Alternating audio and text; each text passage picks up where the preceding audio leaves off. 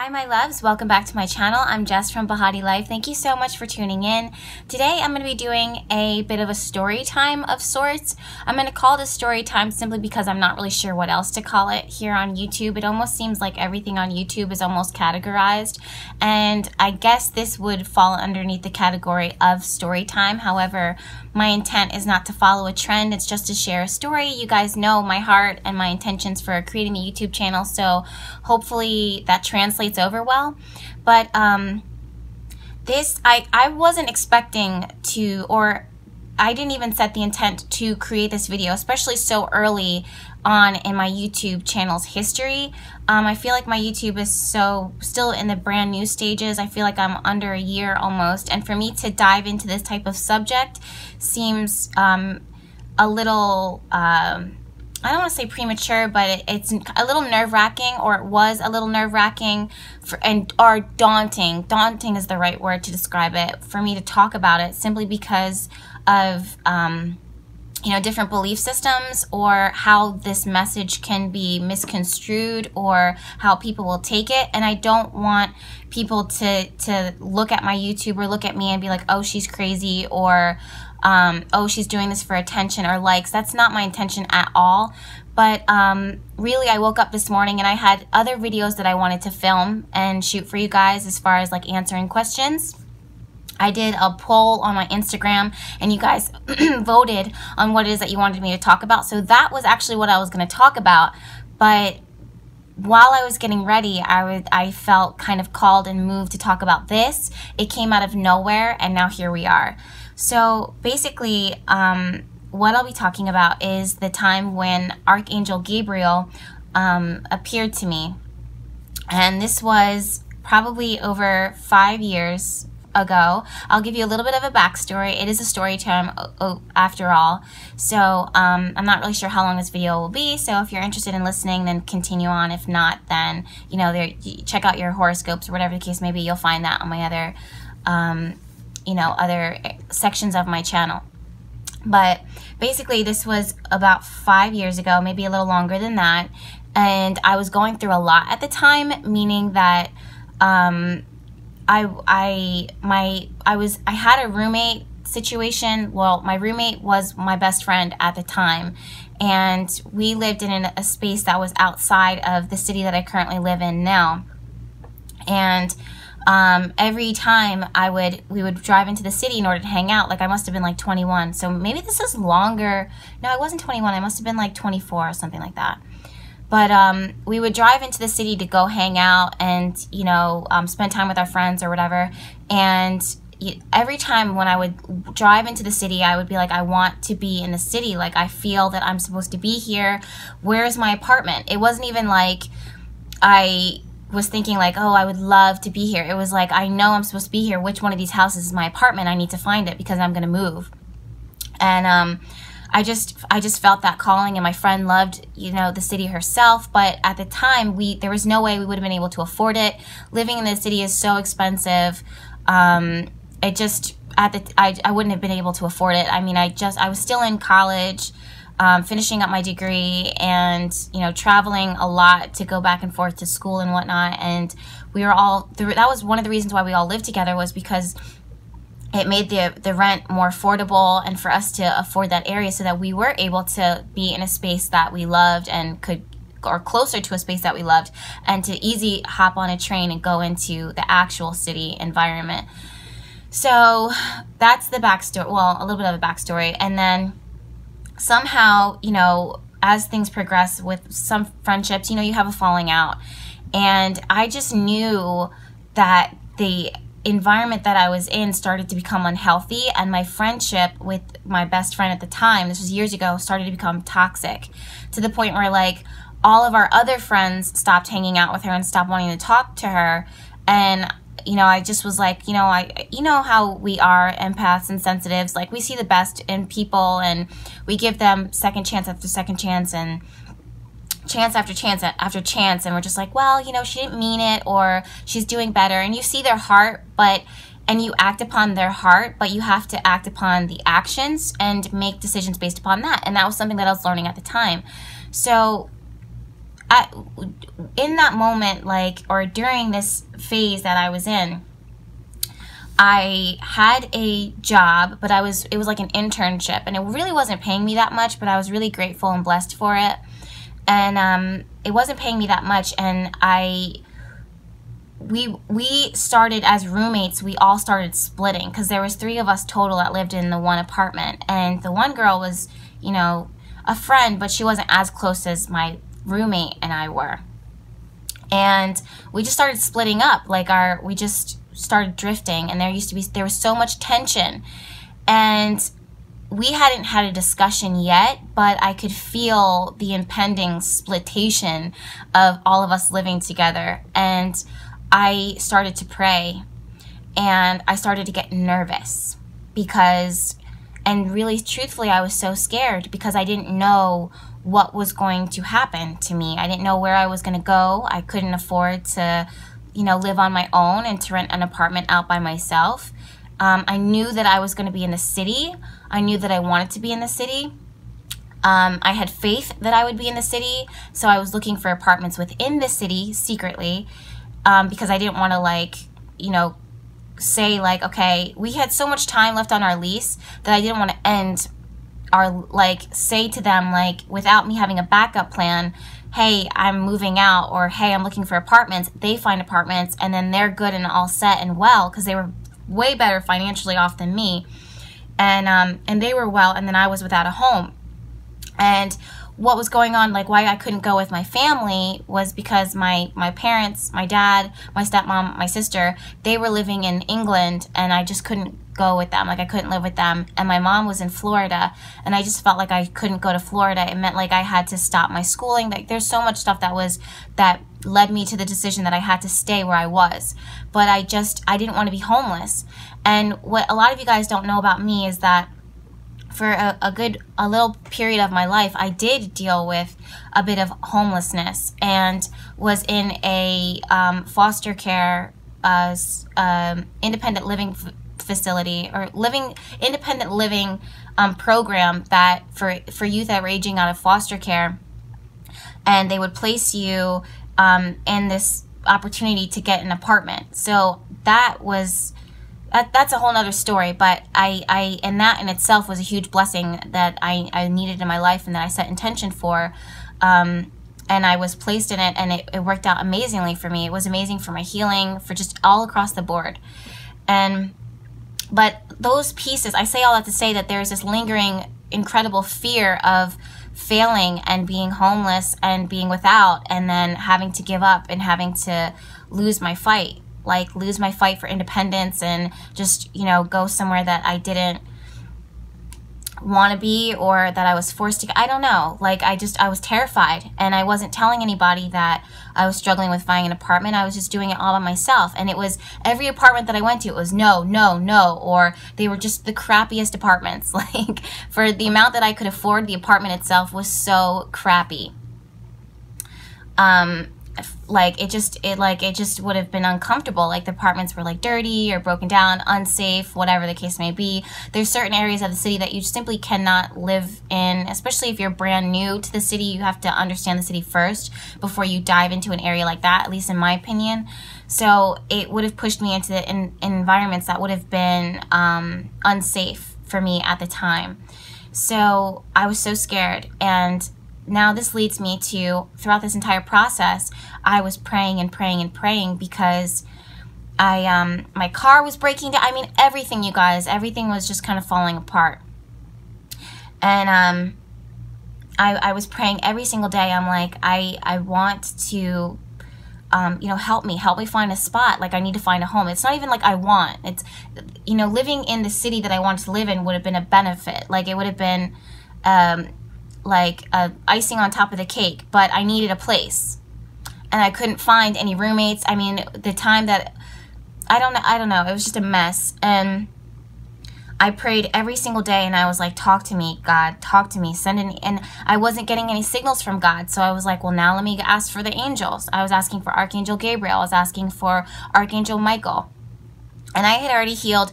I had already experienced miraculous healing when it came to reaching out to Archangel Michael. He had appeared to me. I can tell you about that story too. years ago, way before that had even happened, before Archangel Gabriel approached me. And so I felt like if I prayed, and if I prayed hard enough, that these angels, like the Archangel Gabriel or whoever at the time would have approached me and answered my questions or gave me an answer or told me what to do. And every single night it was silent. And I would spend hours, like an hour, 2 hours, I pushed my bed up against the window. I always have this connection to the moon, so I always push my bed close to a window as possible as I can, or just in a way that I can see the moon, no matter where it is that I am. And I would stare up at the moon, and I would pray, and I would pray, and I would pray, and I would pray, and I would pray, and ask for help, ask for guidance, ask for insight, tell me anything, I'm listening, I'm waiting to hear, and I would never hear anything. And I mean, I remember one time I was praying, and around this time, and I was like, at this point, my roommates, I saw one apartment, and it was not a really good apartment, but it was a roommate situation, and the girls seemed to be nice. And at that point, my roommate was like, then, you know, I guess, you know, everything happens for a reason, because she actually approached us and was like, I'm moving out. You guys decide if you are going to stay here or not. And she just like completely, it was just a bad, like a bitchy move on her part, but I think she did it because she was hurt. And what else could we expect from her at the time? But the way that she called the shots, it was just like, you guys are screwed. I'm out. I'm moving in like a week. And I was like, oh my God, things just got real. And the only reason why I was even looking at apartments was because I just felt like something was about to, you know, the ball was going to drop. And there was no, like, and that's exactly what happened. So, my other roommate was screwed. Like, it was just a mess. And she actually called her a friend. It was just a mess.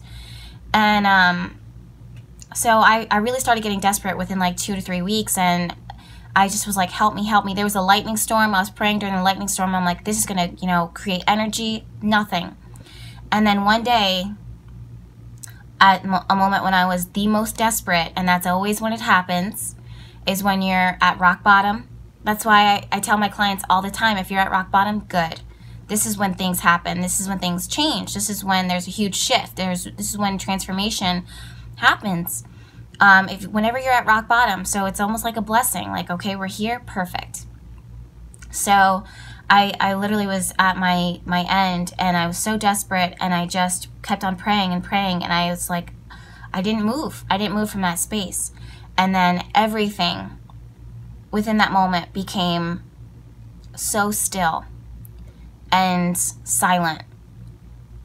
And I mean, it wasn't even like my outside world. It was my inside world. It was my room. It was the world. It became completely still. And I just sat there, and I was like, okay, you know, I want to like whisper now because I'm revisiting it, but I'm thinking in my head, okay, I'm not alone anymore. I feel like something's, you know, gonna happen. I feel like, you know, there's a presence here with me. And it felt positive, but it felt like I was just waiting for something to, you know, show itself. And that's normally how, like, right before I've heard the voice of God or a voice of angels. And if you would like me to talk about that story too, those stories, I can do that. But it's always the same. Everything gets completely still and silent. I mean, you feel the stillness within your spirit. I mean, it's just like quiet. It's crickets. Like, it's a different stillness than when you're like, you know, you're sitting in a room and it's quiet. It's just a totally different energy. The energy of the room changed. Everything changed. And what I felt shortly after that, and what I saw, was this huge angel. Like, huge. Like, and how I get visions, you know, guys, you know this about me, and I use that when I'm working on my readings and stuff. And how I see it is that you see it in your physical eye. Like, I see my phone, I see the tripod, I see my wheat thins. That's with my physical eye. Then when you close your eyes and you envision something, I envision a puppy, an orange, a tangerine. You can picture those things in your head. This is between that. And that's normally how, you know, angels, guides, people who've passed on, that's where they come through. This like veil, this like realm of not my physical, not my mental, but something in between that. And that's where this angel was. And it was huge, ginormously big. And it scared, I'm going to be honest with you guys, it scared the shit out of me. And it just, like, it's startling. It was startling. And it was unexpected. And had a present, like, powerful presence that made me, like, so, like, oh, like, taken aback. Like, I was scared. Not scared. Scared isn't the right word, but I was, like, taken aback and just, like, kind of, like, oh, wow. And it had no gender. And I remember I wrote all of these things down. Like, it was like when the iPhone 4 came out, and I wrote all of these details in my iPhone 4 of everything that it was. And now to this day, I can't find in my notes, in my, like, I have an iPhone 6 now. So after the generations, you know, like when you upload, I don't know if I lost my notes while I was moving my phones or whatever, but either way, those notes are gone. But I wrote all of the details, and this is what I can remember. It had and it was Archangel Gabriel, like, I know, and it was neither male nor female. It was a genderless. It was like both. It had no gender. It looked like a woman. It looked like a man. It was nothing. It was everything. Like, that's going to sound so crazy, but it was large. It was startling, but it was calming. It had a message. It had a voice. It had a presence. And the appearance of of Archangel Gabriel, and in this case, for this time, I'm going to say he because, you know, Gabriel is a masculine name, I guess, but when I say he, I'm not saying it was a boy or a male or a female. It had no gender. It was like just an angel, and that's how all angels have ever approached me, but this time it was huge and startling and scary. But the presence of this angel, of this archangel, just completely changed everything. There was no message that was connected to it, but there were feelings, and those feelings had a message. Number one, it was unconditional love. Absolute unconditional love. Whenever anyone comes through, whether it be God or whether I see God in another person, that's another story. If you would like me to talk about that, I can.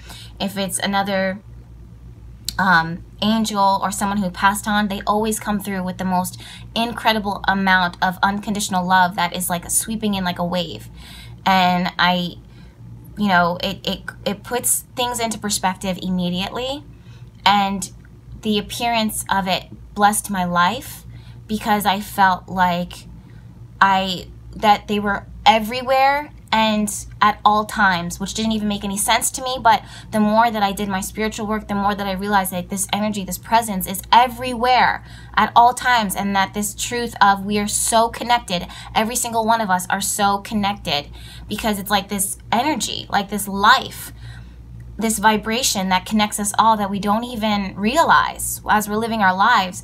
When you do a positive thing, it impacts the whole. When you do a negative thing or something bad or detrimental to yourself, it impacts the whole. So it's like this, and oh God.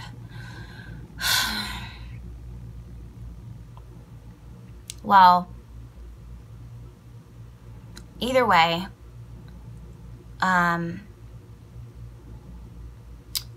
following that presence of Archangel Gabriel, and I know it was Archangel Gabriel because after I started talking about it, it's like these things, when they show up, it's within a second. But within that second, it comes with so much information. It's like, you know, when you airdrop things on your phone and it's, you know, it comes in within like 2-3 seconds, but there's like a bunch of files. It's like that. It's like this appearance or this message, and it doesn't seem like that much because it's a second, but it comes with so much information. And talking about it, like when I talk about it, all of this information becomes more and more clear. And if I'm telling a friend, like, this is what happened to me last night, they'll ask me questions like, was it a boy, was it a girl? I'm like, no, it was not, it had no gender. Like, things become more real to me and more clear and obvious to me when I talk about it. So, and following that, you know, maybe I don't want to make this video too long, because I'm sure there'll be many more story times and the stories will intertwine.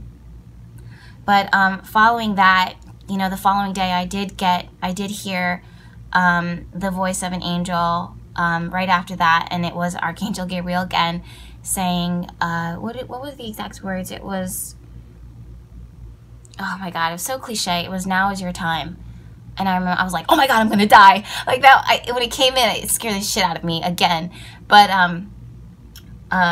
well, first when I hear it, when I see it, I'm like, oh my God, I'm seeing an angel. Oh my God, I heard the voice of an angel. Like, and then afterwards, when my human brain kicks in, I'm like, what does that mean? Like, your brain instantly goes into seeking and finding answers and putting the pieces together, and you really shouldn't do that, but just stay open to it. But it was such a cheesy quote, but shortly after everything fell together, I moved into the city, and I haven't stopped since. So that's my story about Archangel Gabriel. I hope you guys enjoyed it. I don't feel, you know, if you have any questions about it, feel free to ask me. If you have any experiences of your own, about your own experiences with the angels, or people who have passed on, I'd love to hear it.